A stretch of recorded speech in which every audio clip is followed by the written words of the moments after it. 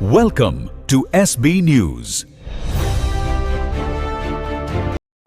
అఖిల భారత రైతు కూలీ సంఘం ఆధ్వర్యంలో భద్రాద్రి కొత్తగూడెం జిల్లా గుండాల మండల కేంద్రంలో కేంద్ర ప్రభుత్వం అమలు చేసిన యూరియా యాప్కు వ్యతిరేకంగా గుండాల గ్రామ పంచాయతీ కార్యాలయం నుండి మండల తహసీల్దార్ కార్యాలయం వరకు భారీ ర్యాలీగా వెళ్లి ఆఫీసు ముందు ధర్నా చేపట్టారు. అనంతరం తమ డిమాండ్లను వినతి పత్రం ద్వారా తహసీల్దార్ కార్యాలయ సిబ్బంది ఆర్ఐకి అందించారు.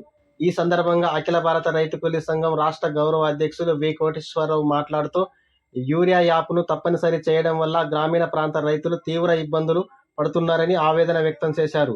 కేంద్ర ప్రభుత్వం ఈ యాప్ను వెనక్కి తీసుకోవాలని, రైతులకు ఎలాంటి ఇబ్బందులు లేకుండా యూరియా పంపిణీ చేయాలని డిమాండ్ చేశారు.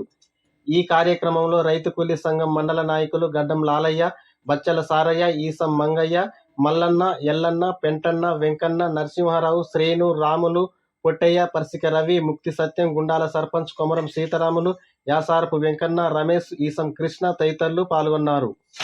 యూరియా కట్టాలు ఇవ్వాలి, పట్టలేని వాళ్ళకు కూడా యూరియా కట్టాలు ఇచ్చేంత వరకు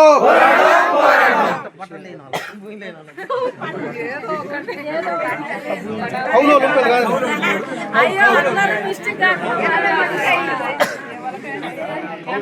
96.7% మాత్రమే బ్యాంకులు సరఫరా చేస్తున్నాయి. మిగతాదంతా మిగతా అంటే 53% యాడ్ చేస్తున్నారంటే ప్రైవేట్. అంటే మొత్తం వాళ్ళకి పోయే వడ్డీ కలిపితే మన పెట్టుబడికి సరిపోయేంత వడ్డీ పోతుంది. అందుకనే రుణ సౌకర్యం కూడా కల్పించాలి అనేది ఒక ప్రధానమైన డిమాండ్ అనేది. అంటే విత్తనాలు, ఇంకోటి ఈ పంటలు పండిన తర్వాత ఒక రేట్ ఉండాలి. ఎందుకంటే ఇప్పుడు మీరు మార్కెట్ చూడండి, ఏ దుకాణాలకు పోయినా ఇంత ఎంఆర్పి అని ఉంటాయి. అంటే మ్యాక్సిమం రిటైల్ ప్రైస్ అని ఉంటాయి. అంటే దేనికంటే ఎక్కువ అమ్మడానికి వీలు లేదు అని ఉంటుంది. చిన్న స్లిప్ రాసింది అన్నిటి మీద వ్యవసాయ వస్తువుల మీద తప్ప.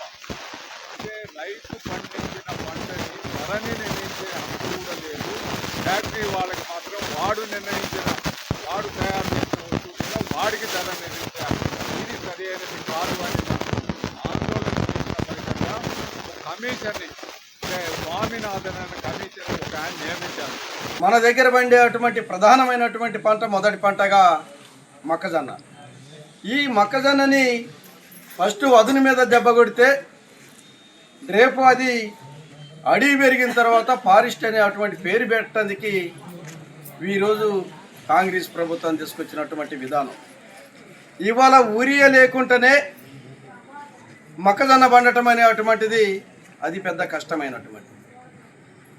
ఇవాళ ఇంకా అందులో ఇంకేదన్నా పంట వేయటానికి అవకాశాలు లేనటువంటి పరిస్థితి ఉంది.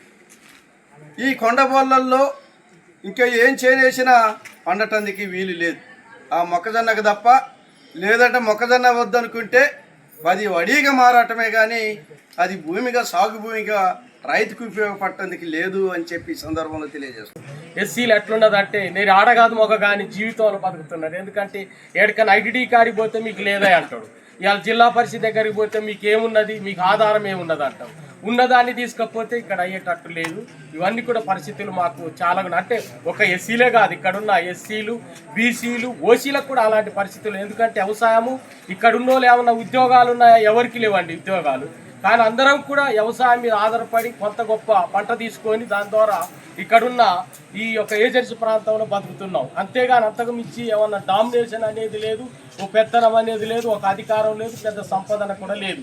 అలా చూస్తే వ్యవసాయం లేదు. ఇక్కడ చూస్తే ఇప్పుడు పట్టుంటేనే రైతు బీమా, రైతు బంధు, కరెంటు, బోరు, లోను ఇవన్నీ ఉన్నాయి.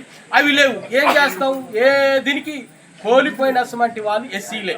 కాబట్టి దాన్ని కూడా గుర్తించాలి. ప్రభుత్వాలు కూడా గుర్తించి మా ఎస్సీలను కూడా గుర్తించాలి. ఇక్కడ ఉన్న అందరినీ రైతులు కూడా గుర్తించి ఇవన్నీ సాయం చేయాలని మా ఒక విజ్ఞప్తి.